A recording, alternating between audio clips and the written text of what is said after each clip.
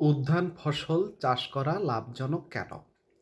যেসব ফসল উদ্যানে বেড়াযুক্তভাবে নিবিড় পরিচর্যার মাধ্যমে চাষ করা হয় সেসব ফসলকে উদ্যান ফসল বলে।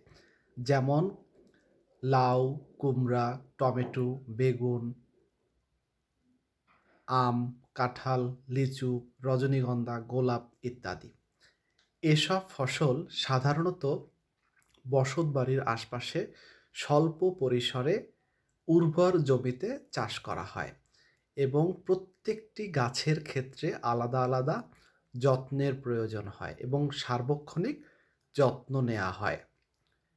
উদ্যান ফসল সাধারণত ধাপে ধাপে পরিপক্ক হয় এবং এসব ফসল ধাপে ধাপে সংগ্রহ করা যায়।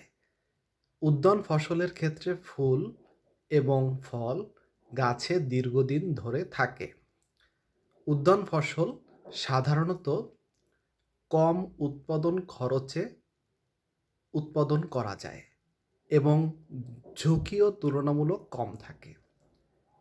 তাছাড়া উদ্যান ফসল অমৌসুমে অথবা মৌসুমের শুরুর দিকে উদ্যান ফসলের বাজার মূল্য অনেক বেশি থাকে।